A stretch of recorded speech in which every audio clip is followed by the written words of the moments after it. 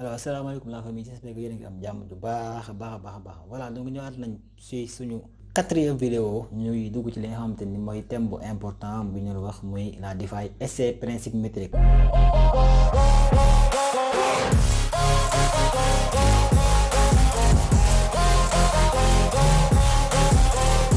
ma leen di fàttali aussi bu nekkee da ngeen di doog a dal ci vidéo bi n'oubliez pas ngeen abonné activer notification yi aussi bu nekkee lépp lu jëm ci wàllum crypto monnaie ak entrepreneuriat ak aussi investissement yitteel na la abonneel activer notification yi ndax fii duñ ci waxtaane lenn loo xamante ni jëmu ci loolu. donc tey on va parler de bi nga xamante ni presque ñëpp ngi ciy waxtaanee lu bari presque bokk na ci principe yi gën a siiw principe métrique yi gën a siiw ci li nga xamante ni mooy tous les crypto-monnaies. Alors tey on va parler de la capitalisation boursière. Tey on va donc la capitalisation du projet ou moom la ñuy wax aussi le market cap.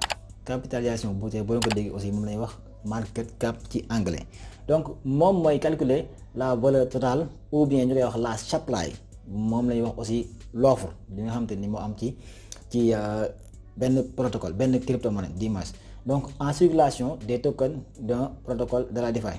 Elle est obtenue moom mën da nga koy amee ci li nga xamante ni mooy da ngay multiplier li nga xamante ni mooy le prix actuel d'un token. Par exemple bu ñu lay woon bitcoin day jar par exemple $100,000 loolu mooy prix actuel bitcoin si instant bi nga koy calculer moom ngay jël nga multiplier ko par l'offre en circulation de crypto-monnaie boobu noonu. Par exemple bu ñu lay tey crypto-monnaie 15 millions de crypto-monnaie moo nekk en circulation wala 20 wala 16 millions wala 20 millions de crypto-monnaie moo nekk en circulation da ngay jël 20 millions yooyu nga multiplier ko par rapport ak prix actuel mu nekk $100,000 nga jël 28 millions fois $100,000 loolu mooy doon li nga xamante ni mooy la capitalisation boursière.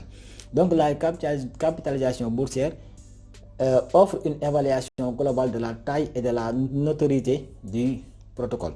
Donc moom da lay permettre nga xam li nga xamante ni mooy la taille maanaam njariñ bi doole ji nga xamante ni crypto-monnaie bi am na ko ak aussi confiance bi nga xamante ni nit ñi am nañ ko par rapport ak crypto-monnaie boobu noonu. Donc moom da lay permettre nga mën a natt loolu.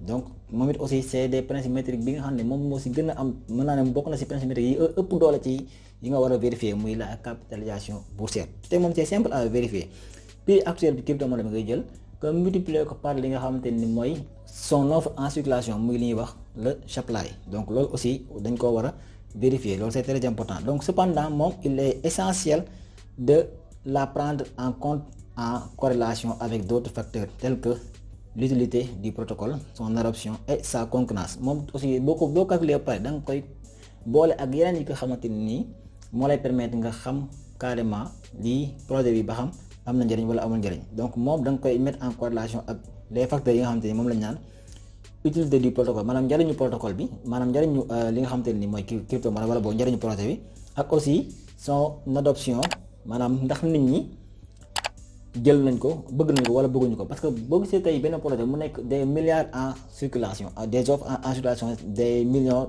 par exemple des crypto-monnaies mu nekk en circulation xam nga ne gars yi jublu nañ ci projet boobu parce que jël nañ lu mat ay milliards. Mais loolu donc c'est pas suffisant.